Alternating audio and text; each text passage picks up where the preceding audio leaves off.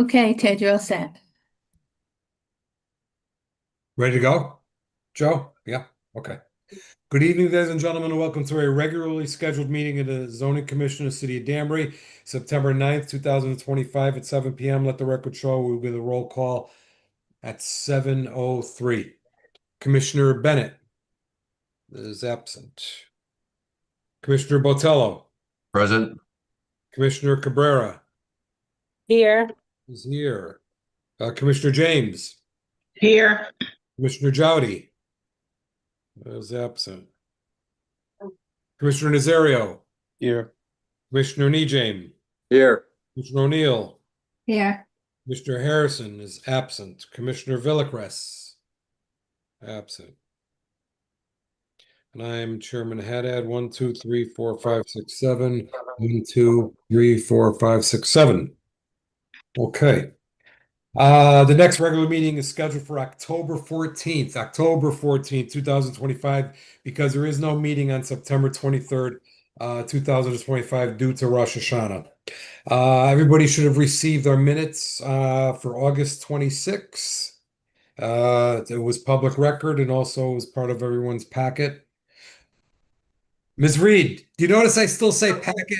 In the old days, we had our meetings live. Right. Did everybody That is- get their packet? Yes, I would mail out the packets Walking on around Friday. I remember it Giving well, everybody Ted. packets. I remember it well. I just realized I still use that packet.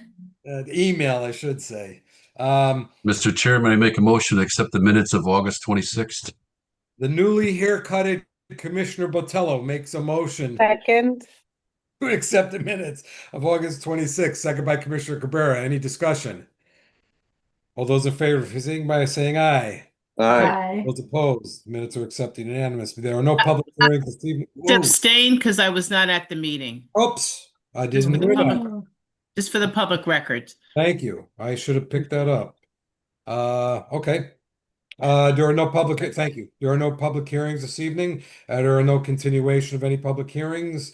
There is no old business for discussion, possible action. However, we do have new business. It's a petition of Waleed Al-Bakri, Planning Director, to amend sections 4F2, 5A2, 5B2, and 6A2 in parentheses medical offices, section 5B2 truck terminal warehouse moving storage establishment and self-service storage, section 6A2 and 6B2 banks, business or professional offices and hotel motel, section 6A2B and 6A5D continuing care facility, and section 10D11 trip generator table of the zoning regulations. Public hearing is scheduled for October 14th, 2025.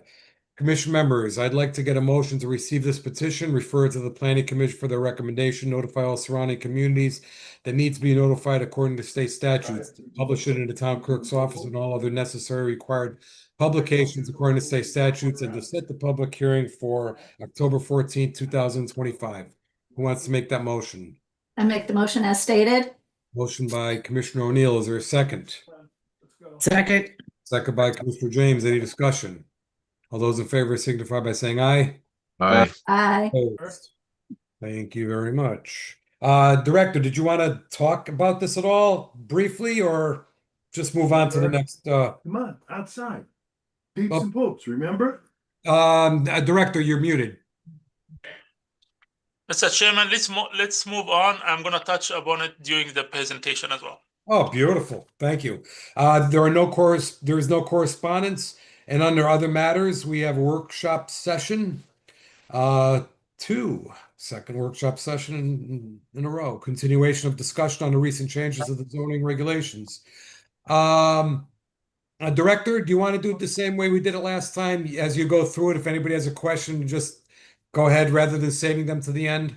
Mr. Chairman, it should be a very interactive discussion. Please Excuse type me. in, jump in if you have any question. It's more like a discussion. It's not a formal presentation.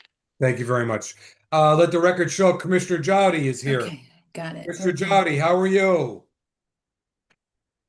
Oh, you're on mute. I'm good. How's everyone? Good, Rick. Good to see you. Good to see you, Rick. Thank you. You too. Good to see you. Director, why don't you take it from here? Well, Great. Thanks very much, Mr. Chairman. It's good to see most of you tonight. Please allow me to share my slides first. Absolutely.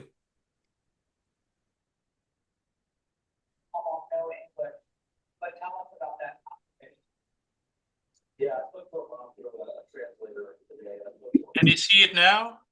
We have it. Yes, we do. Thank you. Okay, great. So as mentioned by you, Mr. Chairman, this is a very interactive discussion. Please just ask any question anytime. Do not wait until the end. I'd like to share everything that's going on with all of you so you are in the know about what vision we have, what we need to tweak, or changes we need to make. With that said, I'll start with the first slide. It's the same one from last week. As a reminder, if you look at the right-hand side, you will see more or less the distribution of different areas in the city, along with what's going on. So basically, you will see that most of our commercial areas are all the way to the east or to the west here. And that gives you a good idea of where we are at. That being said, I have another slide for you. It's from last week as well. And I'm going to pause here for a minute or so to remind all of you that we are talking about between now and 2050, about 115,000 new people, like people living in, newcomers living in the county. 50% of that number will be between us here in Danbury, Norwalk, and Stamford. Just to give you stats here about what's going on. I have another slide for you, which is very important. If you look at the slide, this is a prediction of how many people will, by the end of 2025, will be living here in Danbury. Look at the top left-hand side where the cursor is. By the end of this year, we're talking about minimum 19,000 people living in Danbury. Again, you can see the different, the median age is about 40.5. You see the median income, and you have other kind of information here on the slide. The main one, which is good for our discussion tonight, and not just tonight, as we go along and try to see and re-envision the city of Danbury, is to look at the number here, over 90,000 people by the end of the year. Another slide that is actually good to share with you, it is already in our POCD, is the one you see here. If you look closely at the map to the right-hand side, you will see how big single family is compared to all other uses. And I have the statistics for you here. It's 72% of all land in the city, which is the color here on the map you can see, is single residential. That's not going to change most likely anytime soon. Some of it has to do with water sewage capacity and other limitation, wetland, environmental issues. But it's something that you should keep in mind, that what we're focusing on is where we have most of the capacity that I shared with you in our last meeting. Another thing that you actually need to take into consideration is our multifamily percentage, which is the color here, is only 7% as we speak, which if you look at the map, it's the one that has the dark green lines. I don't know if you can see it clearly or not, but I'm showing some areas that have multifamily. Along the same line, you see our industrial base is 11%, commercial is about 8%. So that was just kind of needed background. Now I'm going to move on to talk about one of the aspects or item we talked about during our last meeting. I'm not going to go over exactly what we talked about. It's a new addition that I added after our meeting, our last meeting. It turned out that in our IL40 and IG80, which are our industrial districts in the city, we have, and this just has to do like holdover from back in the days. We have banks, financial institutions, business, professional offices, hotel or motel. They could actually be built in our industrial land.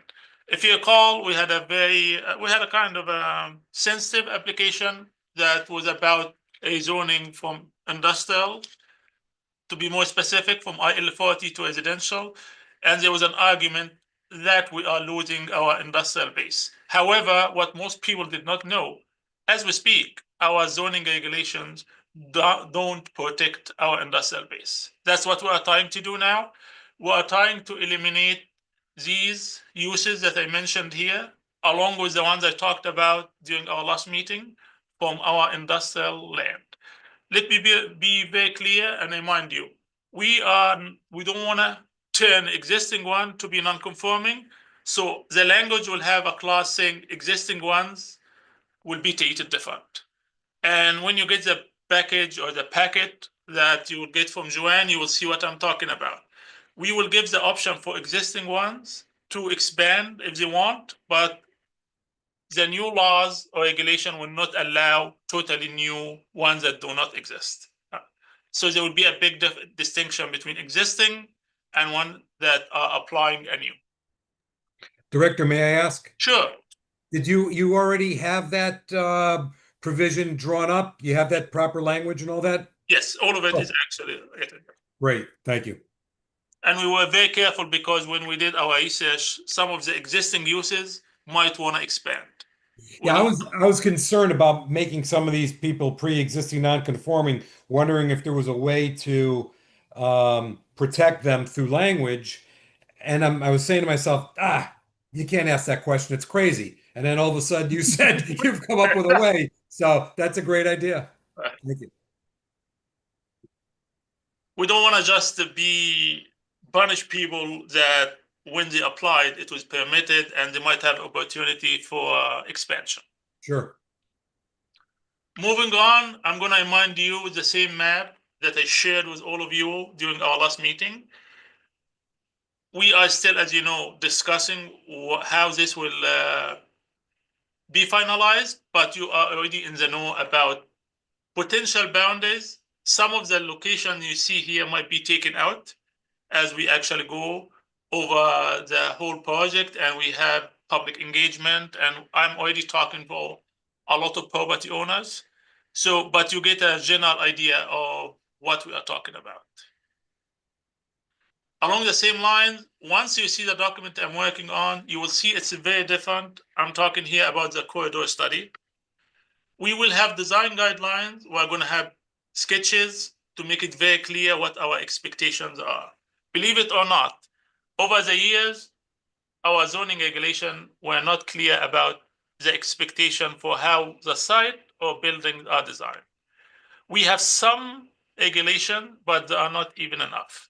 They are more like, I would say a couple of clauses that do not help much.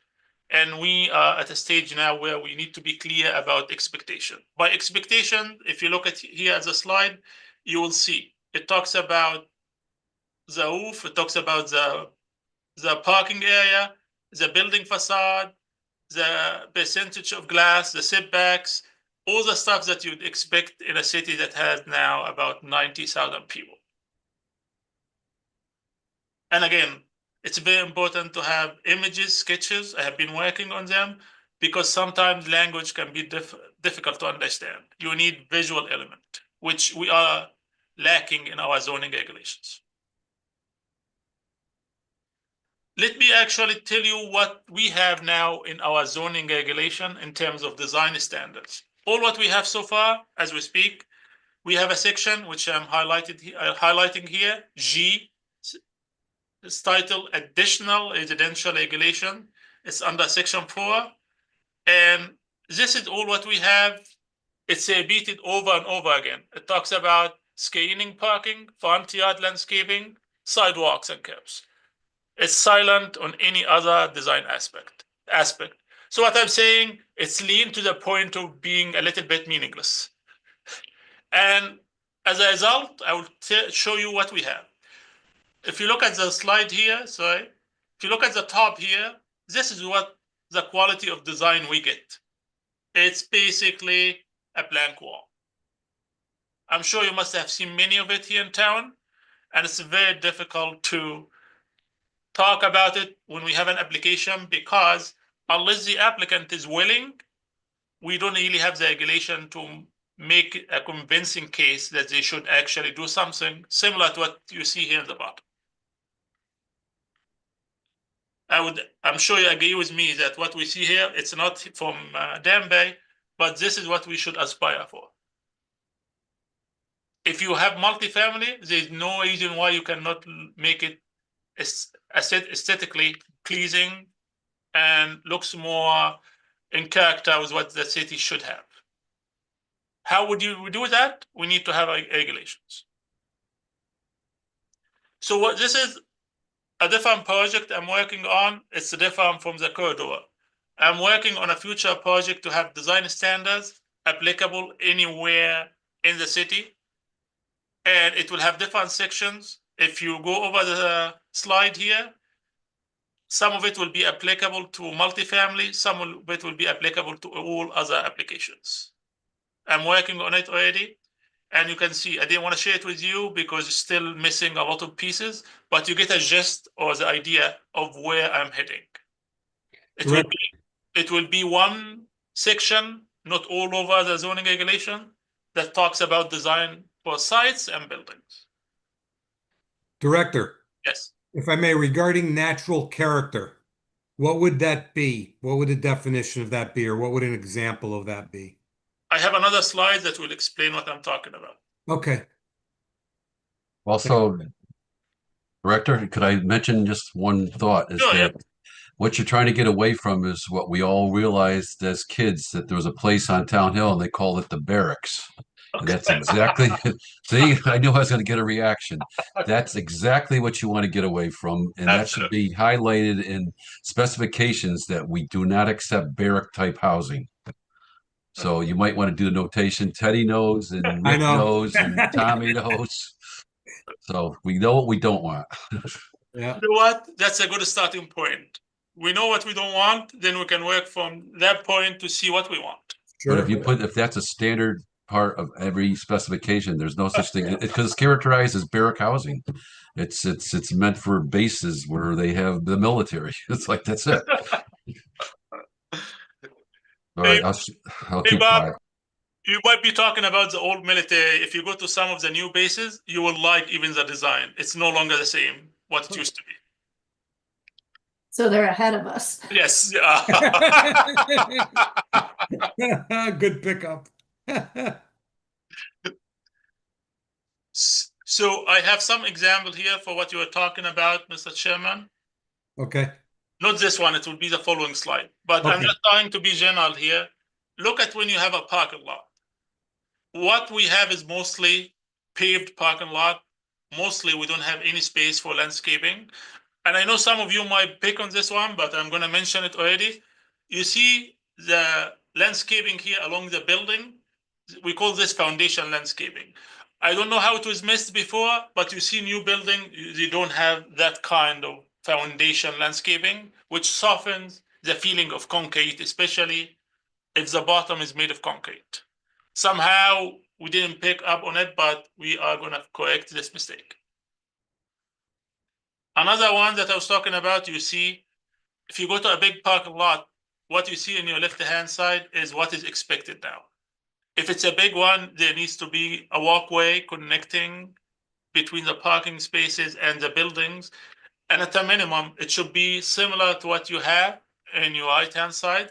You have to have landscaped island. You have to make it not look like a jungle of concrete paved all over. This is no longer what the standard is all over the nation. Mr. Director, could I just add one thought to that? Is that I hope in your thoughts is that you make sure that it's perennial landscaping that's going to look good 12 months a year. We don't want the annuals because in the wintertime it looks really sad and ugly. We want perennials. So then you could add the annuals in the spring and summer. You were reading my mind, and the chairman was reading my mind. That's what we are talking about. It doesn't have to be the manicured landscaping we are all used to. We are adopting what we call green of infrastructure. So it can be a garden. It can be a bioswale, which is the one here, if you see it. It can be new technology, which is underground storage. And above it, you have some kind of a swale. Right. So you work with the nature and the nature of flooding. You don't work against it. But a good design artist will be able to come up with a design that'll be good for 12 months a year and Yes. live in good. And so that's what we need to push because it is out there. The technology is advanced for landscaping, and some of these artistic people are great, and it looks great 12 months a year. Absolutely. I couldn't agree more. So again, to give you an example of what we're talking about, and maybe this is going back to your question, Mr. Chairman. So some of the stuff that we can actually have it as option is what you see here, and it's being done everywhere. This is an example of bioswale. Here, where the cursor is, this is a parking lot, but you see in the middle, it has a biotechnology. It's not your manicured landscaping. It's the one that allows for absorbing water from flooding. The same applies for the ones you see down here. Did this answer your question that you had initially, Ted? Well, I was looking for I think the word character. Okay. We kind of got beat up from Hartford a couple of years ago as it relates to zoning, and not to use the word character anymore in any of our language or approvals. So I just wanted to see what you meant by that when you said character. If you're talking natural character as it relates to landscaping, then that's not what the state was, what's not what the state meant. Okay. They meant character from neighborhood and Okay, I see. No, and okay. being careful on facade character, which was kind of crazy when you're in an older state and you have historical districts. But we did get warned on that statewide, not just Danbury. So that's all I was looking to do since that was before your time here, you know. I can change it to natural expectations or landscaping. Let's avoid any words that might be confusing or might have any negative connotations.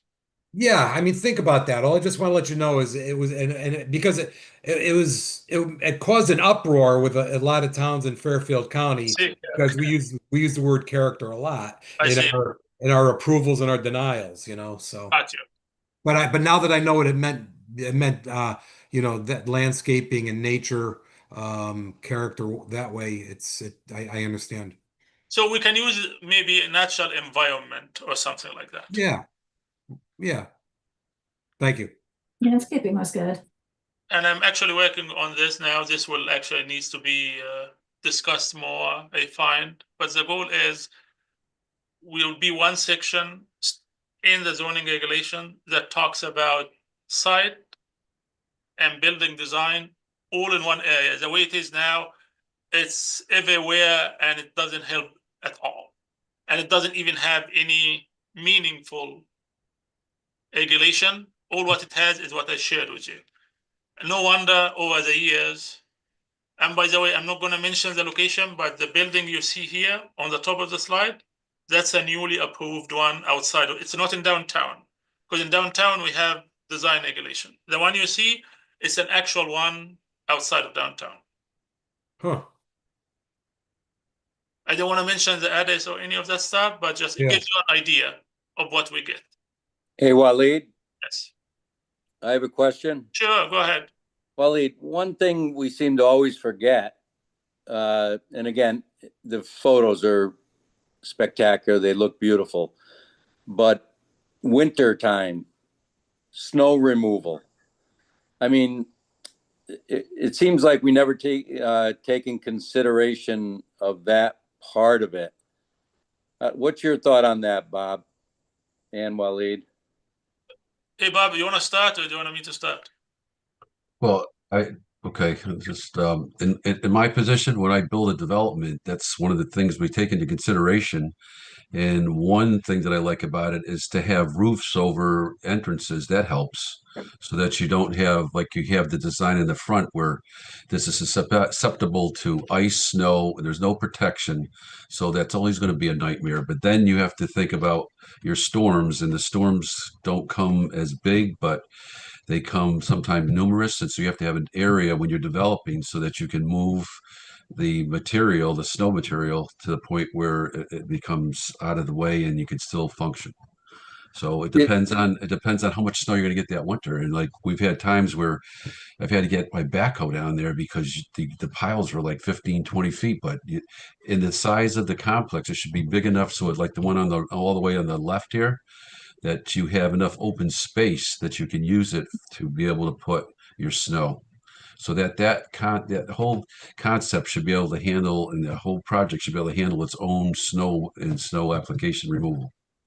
The thing is, I'm just trying to put out there that it looks beautiful. Most of the photos are probably from down south. And I think it's a consideration that we need to take. I mean, you can't just throw snow over your plantings, so the point I'm trying to make is it could be beautiful, but we seem to forget about when the weather is bad and we get a lot of snow. But there are plants out there more resilient for the weather, like hollytone. Holly is a great plant to have. It's great in the winter, actually likes the cold. And there's certain, like I said, once again, if you have the right architectural design and the person that's putting this together, there's temperate type of plants that are in this zone. There's different zones in the country. And I think this is the number 5 zone. It'll tell you what plants are resilient for winter and summer in this 5 zone area. So with that knowledge, you could really come to some consensus as to the best way to handle it. But I like the fact we should never have applications that aren't covered by protecting the entrance of going into the unit to get away from the snow, the ice, or whatever. I think that should be just a given in designing projects, which you can see all these have that, and it was well conceived. Hey, Tom, to actually add to what Bob was talking about, the goal is not to tell any applicant, hey, you must do it this way. We want to be flexible. So we are giving the option, but we are setting the minimum expectations. So let's be clear. Another one is just Bob answered it. What we're talking about, there are lots of evergreen that can actually survive very well in winter. That's what people should be focusing on. It doesn't make a lot of sense to get new plants that for sure are going to die during winter. That's not the goal. The other one you talked about, snow. Snow has many different aspects. One thing I'm looking at now is to have an area in any building, like let's say over 5 units, that actually have to be designated for snow storage. As you can see, as now, most of the time, this was not a consideration in a lot of previous application. But if we are to look favorably upon multifamily, it has come with conditions. Some of the conditions has to do with the design. You have to make it up to a specific standard. Otherwise, you will get what you see here, which is an application. I'm sure you wouldn't disagree with what I'm saying. It could be better. Understood. Well, the thought is that you, with all these applications, you have a certain amount of open space, and that should be also used for your retention of snow. Absolutely. Exactly what I was thinking, Bobby. And again, all what we're trying to do is to allow the city to be at a level where it should be at, or it should have been at more than 10 years ago. But now I have to ask the question for the TOD district. What's your thoughts? Because now we're talking about squeezing it out and not even having as many parking spaces as you need. What are your thoughts if we start putting in these bigger buildings down on Main Street? What are we going to do with the snow down there? That's a very good question. Downtown is different from any other location, be it here or anywhere else. It had a lot of challenges, and you need to actually look at it with a different mindset. What you see in downtown doesn't mean it could be done anywhere else. So downtown, anywhere, is being treated differently. What I'm talking about, this will be outside of downtown, because downtown has its own zone, and if you recall, when it was adopted, it has its own design requirement, which are very good ones, and we are sticking to them. And so far, we have been very successful. And once you see new buildings in downtown, you know what I'm talking about. So you're basically talking about the RMF 4 and 6 zones, which this would really apply. Yes. Okay.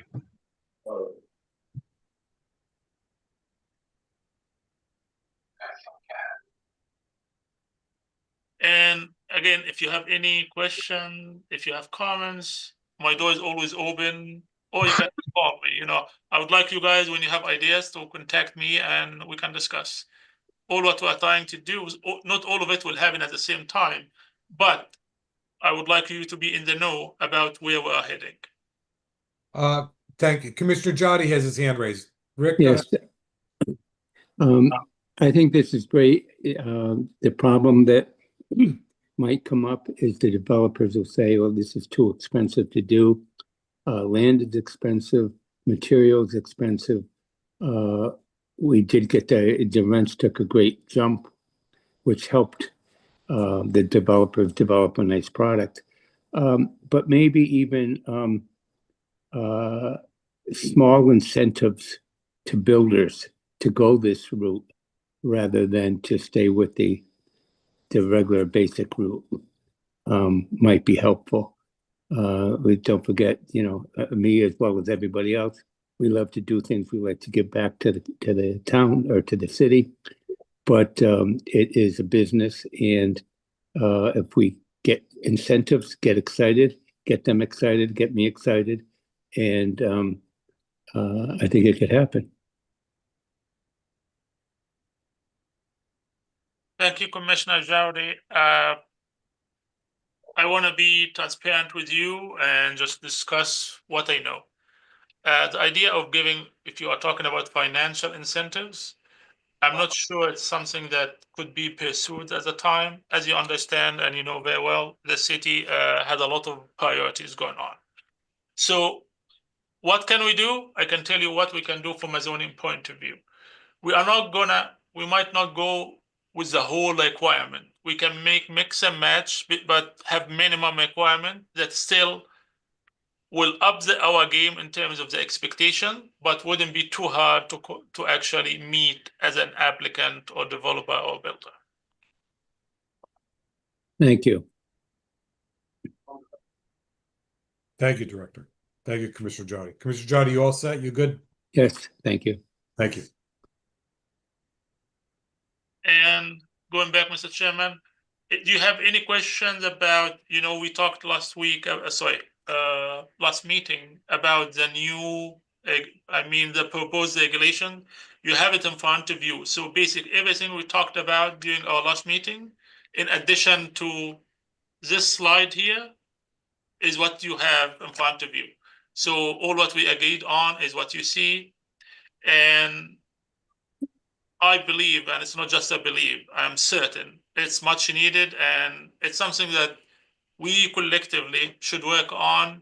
And if you have ideas for improvement in other sections of the zoning regulations, let me know. I am actually keeping a database of future projects. And whenever I hear back from any one of you, I add it to the database and I discuss with every one of you. Oh, that's excellent. It's very much appreciated to see that you are in tonight's meeting with a petition for October 14th that came out of a conversation. I know that you've been working behind the scenes on it for a while, but came out of conversation with the commission only 2 weeks ago. So I appreciate the fact that we're going to turn this around pretty quickly.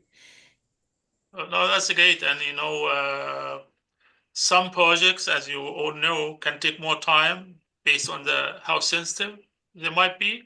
But the ones we're talking about, as a matter of fact, when I was looking at, how it is, I keep evaluating the regulations we have.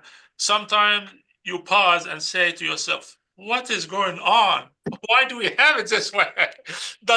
And you keep asking around, of course, looking into the history, and sometimes nobody knows, and maybe it made sense at some point, I don't know. But from my perspective, looking at it now, it makes no sense whatsoever. No, absolutely. It did make sense at one point in time, but what's funny is you're a new set of eyes, and we've been staring at it for decades. So We just see the same words over and over and over again. When I used to train salespeople, I would say to them, I go, look at you, there's a lot of money that you lose when things fall through the cracks, but there's an awful lot of money that you can lose when you miss the obvious. And this stuff has been in front of our eyes for decades, and it was obvious to us. And a new set of eyes came in and started saying, how did you guys come up with this? And we didn't have an answer. You know, Commissioner Jowdy was not in our previous meeting, but to give him an idea of what we are talking about, why are we making medical offices very difficult to actually establish? Don't we need it? We all need it. Yeah, especially with the hospital here the attracting other hospital, small yeah. satellites. Exactly. Yeah. Commissioner Botello. Yes, question. You're talking about making some changes for October, and we had a serious conversation about self-storage. Is that going to be something to be implemented in October, which I believe we all felt was really strong that we should be talking about a moratorium? How far has that come along? It's actually in front of you. If you look at the attachment that was sent by Joanne, part of the proposed amendment, including the self-storage. Okay, so we're going into a moratorium. I don't have it in front of me. I'm sorry. Oh, no, it's not a moratorium. We are not going forward. It's not going to be permitted in CA80 zone. We're keeping the CA80 for what it should be, which is interactive commercial activities. Well, what zone will it be permitted? It will be permitted as it is. It's special exception and or maybe permitted in some industrial areas. Okay, but no thoughts about putting a moratorium until we can find out if we are saturated or what? Because right now they're still going up. I see the one on next to the road near going up to the hospital. They just started doing the destruction. There's a demo. There's going to be another large building there, another self-storage right next to Carmine Appalucci's building. Okay, I see what you're talking about. Yeah, that's the one there down by Sandpit. That's right, exactly. So that's yeah, they that just was started approved for a while. He's doing a demo on that now. This is not new. But let me tell you what. Let's go with what we have now, which is what we discussed, CA80. If you have an appetite after that, not to have a moratorium, to have a lot of restrictions in industrial areas, we can work on that. Okay. Right. Well, for now, Commissioner Botello, on the 14th, we're going to be hearing a petition that removes it from the CA80 zone. Okay, that's good. Thank you. Commissioner Nijay. Yes, Waleed, I think what you're recommending is tremendous. The thing that I try to analyze is when you're looking at all the city and the city lots in these residential zones, they're they're smaller lots and they're owned by individuals. And to get a group of individuals together to, make these beautiful projects is almost impossible. So I think what you're doing is excellent. However, I think it's going to take a long, long time because we're so restrictive on the smaller lots, particularly the ones with the frontage issues that we've talked about, et cetera. I love the idea, but to do what you're asking to do, you're gonna, in order to improve the city, you're gonna have to get a group of independent land people to agree to sell, and then have the developer put up a beautiful building like that. I really think we need to look seriously at the smaller lots and this progression might go a little quicker, because when you get one smaller project looking like what you're showing right now, the next property owner is more willing to upgrade and do the same thing. I mean, what are your thoughts on that? I mean, what you're showing is fantastic, but when you analyze the reality of what we're dealing with, there's so many small lots that to get people to agree on a bigger project is almost impossible. Do you understand my Good angle point. where I'm getting at? Good point, Tom. So can you see the slide here or no? Yes. So forget about the one to the far left-hand side. That's Yeah. meant, what we're talking about is not 2 homes. It's 4 or more. Yes. So in essence, if you are building one house, this is not applicable to you. If you are building a townhouse, no. If you are building 4 or more, I would argue it's fair to ask for some improvement in the design, because And now you are getting into the multifamily kind of category. I can't agree with you more. I think it'd be tremendous, but our zoning regulations on smaller lots Okay.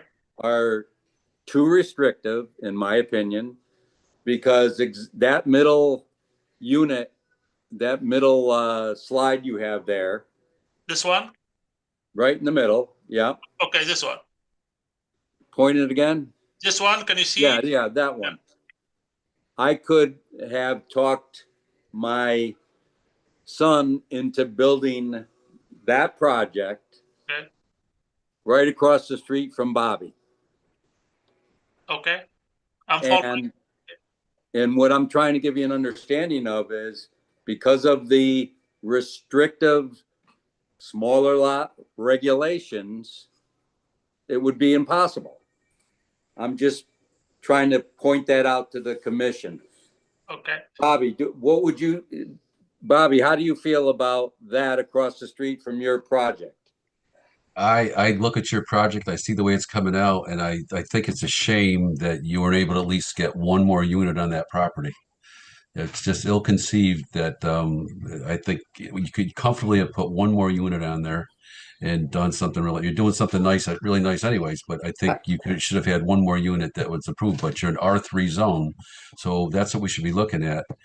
R3 is R3, but maybe we should change the regulations in R3 if it's so many square feet that it can be used and make more than just 3 units. Because the way R3 is written, Teddy, correct me if I'm wrong, it could be 10,000 square feet, it could be 100,000 square feet, but if it's one lot and it's R3, that's all you can put in there is 3 units. Yeah, but are you also talking about setbacks, front and sides? Yes, And yeah, rear, he definitely has it. on the existing regs in the R3? Yes, but he definitely has room in the back of his building where he could put another unit comfortably. But because of R3, you're restricted. Doesn't matter how much square feet you have, you can only, for that one lot number, you can only put 3 units. I see what you're talking about, Bob. Yeah, here's what I want you to understand is we would be building what Waleed is proposing. My son would be actually building that as we speak. And instead, we have 2 units. That's it. Okay. The question is, should we revisit R3 to see Yes. bigger R3 units? Lots, should they be looked at differently? Yeah, and Bobby, frankly, what Waleed is showing is much more attractive than what my son is building right now. That's what I have a problem with. In other words, if we allowed ourselves to be a little more flexible on these smaller lots, that photo in the middle right there, I would love to have my son be building right now as we speak. And it's a shame because once it gets built, then it's over. It's done. No, I understand. So, Tom, I will tell you what's going on. You are talking about making changes to zoning districts. I can tell you that as a spin-off of the design standards, we can look at the zoning districts and what it can allow and what it cannot allow. It would be difficult to look at changes to existing zoning districts without having design standards adopted. Agreed. And I think that would be helpful. And I think it would be very helpful for anything that would be going up where Bobby's had that concern up near the hospital. Same scenario. No, again, I don't know the lot you are talking about specifically, but in general, once you have the base is design requirement and standards, you can build on it. You cannot start the other way around and start saying, hey, can we open all the zoning districts and see what it allows? It will be difficult because we don't have regulation telling you how to actually build it. So I it's think- always a compromise. I think my question is should we have an R3 zone or should it be RMF4? And then that way it would dictate by the square footage. Why do you have a restrictive zone like R3? Well, Whereas that's a conversation to have. Yes, later on. That's the conversation to have, besides what you were talking about. But it's got to be, I think, for it to begin with the design standards, I think it should begin with the design standards. But now if we have to go back and polish up, for example, the R3 or maybe some of the others, that's the conversation that I think you should be having. All right, and maybe the R3 is just outdated, especially when we're supposed to be utilizing land in a more appropriate way. As long as it meets the standards like an RMF4, why do you have an R3? I don't know why it ever came to be. That R3, just gives you the overall width, it gives you the square footage, it gives you the setbacks. You still have control. Yeah, but I think the R3, and I don't have anything in front of me, but the R3 may also allow for a higher building than in the No, they're 35 feet. Both are of them. they? Okay. No. The You know what? RH3 is 75 feet. That's okay. Right. Yep. Yeah. All right, my mistake. That's Bob, I don't know the history of it, but again, it might be the same case. What made sense at some point may not make sense now. However, that being said, we have to be careful because if the whole area that has this zone is built up, you don't want to introduce a totally alien product in the middle and say, hey, these are the new requirements or the new standards. So we have to look at it holistically. That's what I'm talking about. But the only thing is this might incite people to go to the R3 and then buy 2 or 3 of these R3s together and build 9 units instead of 3 units or 6 units or 3 or 12 units instead of 9 units. You know what I'm saying? If you put 3 R3 parcels together, like Tommy was saying, and be able to do something nicer, there should be like a bump up just to be able to get more housing, better housing, as long as you have suitable setbacks. I'm not saying to make it so that they're so crammed in that it's not usable space, but to make sure that you do it with fine detail, but to look at it so that it could, we have a shortage of land. That's the biggest problem we have in Danbury right now is that we just don't have the land. You have a lot of residential land that's not doing anything for the average person that's looking for a cheaper apartment or a lesser expense for housing. And until we do something more creative, I don't see that changing. But again, Bobby, the problem is getting those 3 landowners to agree. Well, if the incentive is, I think the incentive is money, Tommy. If the money, I know, but it's to builders, it's like if I many could, times if it's I, not, and many you know. times it's not the money. People just don't like change. They're not going to move. They like where they are. Okay, so look at the very district. difficult. Look what just happened on Crane Street. I'm not going to say the developer's name, but he just paid over $100,000 a unit to put up units on Crane Street.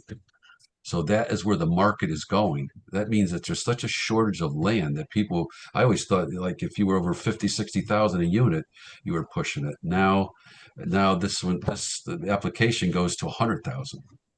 Good point. Good point. Let me You know what?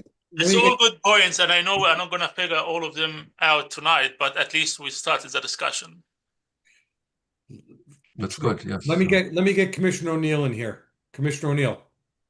Well, I feel like everyone's on the same page with this. Correct me if I'm wrong, but like Waleed's just saying, like, we need to get this design stuff set so that, and then we can look at the zones and see what we can change after that, knowing that these standards are already in place. And I think it'll just, build upon itself. And I think that, like, when Waleed's making his list of things for the future, that's one of the things that he's going to put on it is, we're going to go back and look at these zones and make sure that they're being utilized in the best way. but it's just not something we can do until we have standards in place to know that people are making things look the way we want them to. That's what I heard. I just wanted to check. That's exactly what No, I think that's exactly it. I'm sorry, Director, go ahead. That's exactly what I was talking about. We have to be strategic about the sequence of different projects. So what makes sense is to start, once we start working on it, is to adopt the design standard first. After having it, so you have a solid foundation, you start to fill in the gap also in a very strategic way. So what actually should happen first? This is the decision we can collectively have, what should follow. So it all falls in place as an actual plan. We cannot just start actually shifting projects here and there without knowing that the order or the sequence is very important. Thank you. I'm actually sharing with you a slide of one of the pages from the design standards I start working on. So you get an idea of how it actually laid out. So it will all have pictures, visuals, easy to understand, and you know how it is for the applicant and for us as internally as a staff to easily understand what the intent is. Right. You said yes. It also shows you the good and the bad. So up here you see not so good, down here you see a better design. So Right. most likely when we talk to our applicant, we will fall something in between. But we are not going to accept the one on the top here anymore. Good. Any questions, commission members? I'm just going to say it's a great plan. I look forward to seeing the landscape of Danbury change in a positive way and not just be cookie cutter, bland buildings that are going up. So I think that will enhance the community. I think it will also encourage more people to move to Danbury that can be productive citizens in the town. Thank you. And don't understand me wrong, guys. Some of the applicants want to actually have a good design from the beginning. They don't need our intervention. They have their own benchmark. But this is not, the design standards are not for those folks. It's for folks who don't want to do it. Correct. But Good as point. we've talked about in the past, if the developer has the property, he's paid for it, and you go that you need another 50 or 60 trees, he's not going to blow the project for that. Yeah, yeah. He'll do it. He might be a little upset, but he'll come back and give you what you want, and that's good. It's good That's to just set the standard and make sure that you don't deviate. Right. Well, again, we don't want to stifle innovation and people. Some folks are very gifted, so we will accept the good design. We don't want to say you have to do it this way. We are just going to give applicants the parameters and the work within the parameters. I've always been an advocate of someone spending the time to go down and start at 84 and go down Main Street and take pictures of every building, every site, and then you're going to characterize them as the good, the bad, and the ugly, and make a presentation, because that is our gateway. I've always said that. Why doesn't someone do that? And the ones that are the ugly, you go to those people and say, you are in the gateway of this town. People come off the highway. This is who we are. You represent who we are. Now we have to work with you. So we want you to get better and show them what the good looks like and not so good. But the ugly's got to go. Hey, Bob. Yes. Maybe you can be the champion of that initiative. We will all be behind you. I would love to. I would love to. I'll tell you how far I took it is that I was the one that said that I would grab my crew just to go down Main Street and repaint every fire hydrant, because I had a fight with the guy that's in charge of fire hydrants. There's 3,200 fire hydrants in the city of Danbury, okay? And if you look at them, and people want to know why my projects look good, is that I take care of all the fine details, right down to what the fire hydrant looks like. So in my complex, I repainted it because I couldn't stand the chipped away yellow. I got this cranberry. It was actually a burgundy. It was a really expensive burgundy color. I painted them, and the guy. This is when Bout was in office, right? So this guy sent his guys out with this spray bombs with yellow paint just to piss me off, and spray them all yellow. And I called Mark. I said, I'm coming down to your office. He said, you don't have an appointment. I said, I'm coming to your office. I said, I'll do listen, you want Main Street to look good?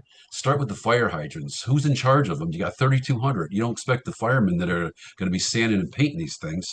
And in front of a beautiful building, you have these rusty old fire hydrants. So let's go to Richfield and see what it looks like. Go to Wilton. Go to Westport. And see what their fire hydrants look like, not like ours. And so I found out, did a little more digging. I says, well, how the hell we end up with yellow? Because yellow is caution. It doesn't tell you fire alarm like red or whatever.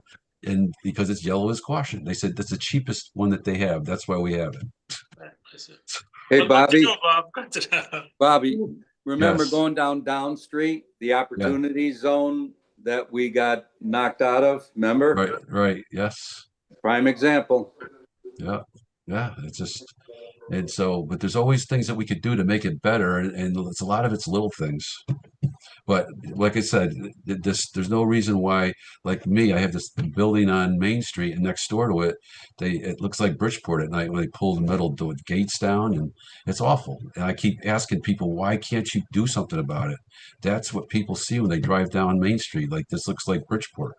I see. And so I think that there's a way that the Common Council can do something, or we should do something that says that you can't have a building like that, especially on Main Street, looking like that. Because you can do everything you want. You build all these beautiful sidewalks and then drive down right now. And the guy he pulls down his metal over his windows, and that's what it looks like. A good point, but we are going to avoid it in the future. So any future development. But I mean, is it possible for us through zoning to be able to help the situation along, saying that if you're in the TOD district, that you should have a certain look without breaking rules or being prejudiced or whatever? Is there a way we can change that? To the best of my knowledge, it's applicable only to new applications. You cannot go back and actually do anything retroactively. You, as a zoning commissioner, the zoning commission is a legislative body. It's not an enforcement one. So there's a big distinction here. So then there should be some sort of a committee that says, we'll give you an opportunity, or we'll help you to get things to look right, and maybe give them some assistance or give them an incentive, like what Rick was referring to help them, because that helps all of us. That's not uncommon, that especially in downtown, there will be kind of, I'm not talking about new, I'm talking about existing. I would say kind of funding or facade, but it's more like a city council decision, because the money will have to be actually be allocated from city council. And don't forget, we have another kind of element here. In the city of Danbury, a big section of downtown also has a relationship between itself and city center. City center. So we have another, so it's not that simple to go and say, hey, you have to do it this way. Highly unlikely. It's all about incentives, and the fact that it's unclear, or it might not be feasible nowadays to have an allocation of money for existing building makes your idea, even though I totally agree with it, it's not easy to achieve. Well, nothing is easy, but if you get all the stakeholders around the table and you talk to them, Right. So I don't want to beat a dead horse, but you know what I'm saying? I mean, I know what you're talking about. Yes. And this is, and downtown's gonna look beautiful, but it's gonna be sporadic. It's not gonna be the whole street looks beautiful. You're still gonna have the blight that in some of these areas. So I think that's true in any city. You can't go back and change things that are pre-existing, and hopefully, as Waleed has put these changes in place, and people are more profitable who are building these nicer things, and that's where people want to be. It also financially encourages the people next door. Like, they can't get the rents, they can't get the, whatever, unless they start making those changes. And then at that point, if you have a group of friends who want to come together and help them, or the city comes into a windfall, of course, I think everyone would support that. But yeah, Well- like we're in like an interim thing where we're making changes and we're encouraging a higher level in the city, which is gonna reflect so well on how we look. And yeah, you're still gonna be stuck with places that don't look as good, that are older. I think that happens everywhere. I think maybe- It's that word you're not allowed to use character. Yes, But You I know think what? like while we talked about the garden club getting together and going down Main Street, what they're going to do, and it's a great thing, is that they're going to give awards to people that have beautiful landscaping downtown. How about giving awards to like Union Savings, Savings Bank of Danbury, Ives, and all these people that are doing beautiful things downtown? Publicize it so that people know that the eyes are on you, and the good people that are really trying to make it beautiful should receive an accommodation for it. And that's what's going to happen with the garden club. Same idea. No, we are doing this and we are doing more. We actually also have a lot of news release about what's going on in downtown and all the good work. I know City Center have their own vision for communicating with people who like property owners and talking about, what you call property maintenance. This is going on. But back to Jennifer's idea. Here's what I believe in. Success leads to success. If you start actually moving and you are successful, others will try to actually imitate what you are doing. If you are failing, the areas around you will fail as well, because it's kind of a domino effect. So what we are focusing on now, if you walk downtown, there are like 6 different development that are about to start. We have our downtown statescape project going on. We have a lot of investment. We are hoping that other property owners will actually look at the good examples and start evaluating what they should be doing with their properties. We cannot force anybody as long as they exist and they are following in compliance with the different regulations. Okay. Thank you. Anything else, commission members? Director, wanna No, I'm good. continue on? I shared at some point while you were talking some slides from the design standards I'm working on. I don't know if everybody could see it or not, but it's coming. I'm working on it. I'm talking about within 60 days or so, we should be able to discuss it as a final version, and we can go from there. Oh, great. Sounds good. Any other comments, any questions, something that was not clear? I'm happy to actually clarify any point. Anything, Waleed? commission? Waleed, I just want to thank you, like all the changes that you're bringing just through zoning and the connections that you've made since you've been here. I think it's really impressive what you're doing, and you've been really active, and it gives a whole new feel to what even we're doing as a zoning board. And I just wanted to thank you. Thanks, Jennifer. I appreciate the comment. Yes, I agree. I think we all agree. same here. Absolutely. Absolutely. Going in the right direction. Thanks, guys. And Mr. Chairman, if I may add, please do not forget, and I know I keep repeating it, but it's good to remind everyone, please reach out to me if you have questions, if you have ideas. I'm more than happy to actually discuss. And you know what? Sometimes you have a different perspective that I might not be aware of. It's all about communication and collaborations. Thank you. Thank you for the invite. Commission members appreciate it. What else? Anything else, commission members? I think we're set. Are you all set, Director? Yes, you already mentioned, Mr. Chairman, we don't have a meeting this month. The next one will be in October. Am I correct? Next meeting's October 14th, which is the night of your petition as well. Right. Something else may still be able to come in before that time as well to be added to that, I think. Ms. Reed, great, but I don't know if you have anything out there.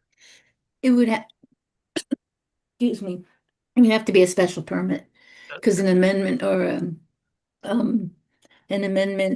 a zone change would have to be on our agenda tonight, because we have the 35-day 'cause we don't have- statutory thing for from not tonight to the 14th is 35 days. Yeah. So you know, if a special permit comes in, that would be something I could add to the agenda, but I don't have any pending right now. Nothing pending. Okay. Very good. Commission members, there's nothing under for reference only. Is there anything else under other matters? Commission members on any other matter? Any other matter? Teddy, Yes. who's that? this is Joe DeSilva. Joe, sorry, how are you? I You're didn't- welcome. You're welcome to speak. What you got? I just want everything I heard was great. I didn't want to be rude. I'm at home at my laptop and I can't figure out how to get the photo on the screen here. So That's okay. I want to apologize for my inability here on my laptop. But Oh, no everything problem. is great. It's good news. Activity. Talk a little bit about it today and tomorrow and the next day, and take these steps forward. Long overdue, and music to my ears. Oh, great. We're glad. So, And thank by you. the way, I'm sure you already know the invitation the director gave to the commission members that his door is always open to toss around ideas. It's all open for you as well. I'm sure you already know that. Eventually, he's going to open the door and set me outside of his office. But I'm coming, and we got a lot to talk about. He's going to build a back door behind his desk. If you walk in the That- front door, he's going to open up the back door and say, "See ya." It's possible. It's possible. Yeah, thanks Good stuff. thanks for zooming in tonight, Joe. Appreciate it. I tried. Thank you, Joe. Thanks for zooming in. Yeah. Take care, folks. Take care. Good to see y'all. Take care. Let's see you. Same here. Thank you. Anything else? Any other matters? Any other matters? Hey, Mr. Chairman, Yes. I don't know if Director. Joe is still actually online or not. I want him to feel good. The reason why I'm in the office, I tried to use my laptop and it didn't start. So we had to See? keep patient tonight. I'm getting there. I'm on the laptop and I don't know much about technology either, but like I freaked out here because right in the middle of the Zoom meeting, out pops up. There's a new update for your Windows. Would you like us to update now? And it's like, no, I don't. I don't. Yeah. That's what happened with me. There was a new update. I tried to update it, half an hour, it's dead. Yeah. No, mine's on its way. Yeah. Okay, good. All right. All right, commission members, nothing else. Does anybody want to make a motion to adjourn this evening? Who wants to make a motion to adjourn? Motion Come on, made, ladies. motion made by Commissioner Cabrera to adjourn, second by Commissioner O'Neill. Any discussion? Oh, Commissioner Jowdy, your hand is raised. Anything? No, just seconding it. That's Oh, all. okay. But go ahead. All those in favor signify by saying aye. Aye. Those opposed, Aye. let the record show we adjourn at 8:10 p.m. Thank you, everyone. Hey, adjourn. Thank you, you. guys. Good night. Bye, folks. Yeah, Thank you. Take care. Thank you, Joe. And Yeah, Joanne, thank you too for keeping everything running smoothly for us. I didn't want to Thank neglect you, you. Joanne. Oh, Thank you, You're welcome. Joanne.